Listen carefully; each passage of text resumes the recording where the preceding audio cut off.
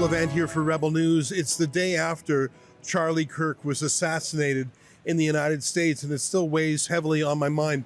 I'm in London in the UK right now, a country that Charlie cared about. He came over here to warn the UK about losing its freedom, and he spoke passionately, and as Charlie Kirk is famous for doing, he engages in debate. He would go into the heart of university campuses and spend all day talking one-on-one in conversations with people who disagreed with him, trying to reason together. He was the best of America in that way, is he didn't shout, he didn't lecture, he engaged. It was participative. And I think he treated everyone with respect, even people he deeply disagreed with. And his assassination is so shocking, in part because of that, because he was such a humanitarian, and he would have time even for people who deeply disagreed with him. I've been thinking about what the assassins wanted to accomplish, and I think some of it's obvious. The first thing, they wanted to stop Charlie Kirk himself. He's one in a million. He's hardworking, intelligent, effective. He's a born leader, recruiter. So they wanted to stop that man, and they did. He will no longer do his campus outreach, and Charlie Kirk probably would have eventually run for office himself, and who knows how high he would have gone. So that wonderful life was stopped short. He was only 31.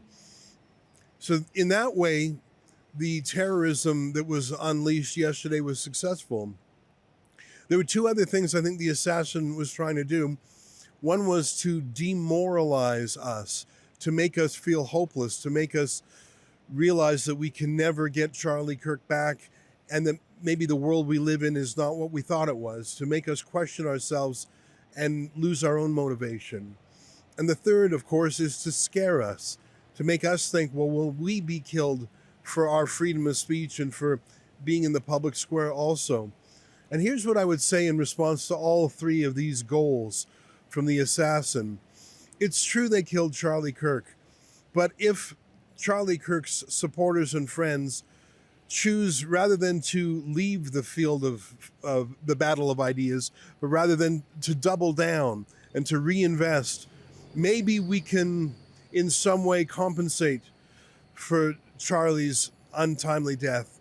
And maybe if we all say, well, I'll take a part of the load he was carrying, maybe we can blunt the public effect of it. Obviously, no one can bring the man back, and especially for his two young children.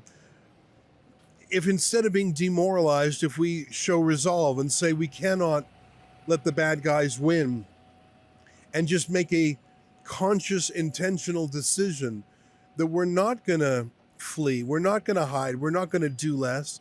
In fact, if anything, this makes our work more urgent. And the last one is to be afraid. You can't really control your emotions about being afraid. It is afraid. You know, the fact that a clearly professional assassination can happen, it's terrifying. And I'm in the UK in part because on Saturday, Tommy Robinson is hosting a big freedom rally for freedom of speech. Tommy was an ally of Charlie Kirk. And I'm wondering, will there be violence there? God forbid. Will someone try and take out Tommy Robinson? They have before, they've tried.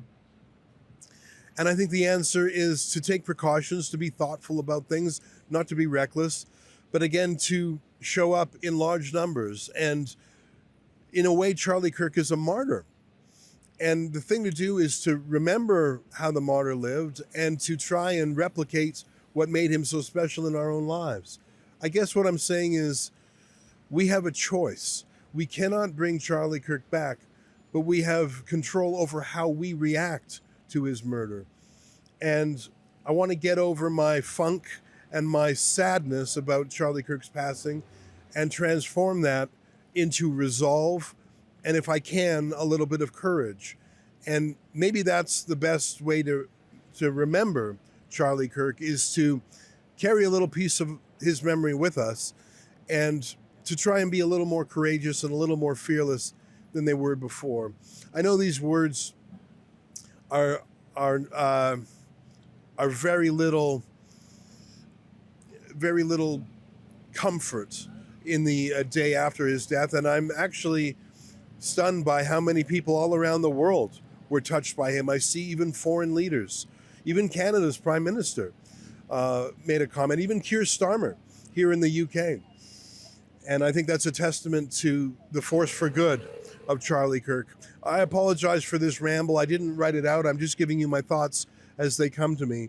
But as the publisher of Rebel News and as a advocate for some of the same things that Charlie Kirk advocated for, let me promise to you that I will redouble my efforts as a response to his assassination. For Rebel News, I'm Ezra Levant.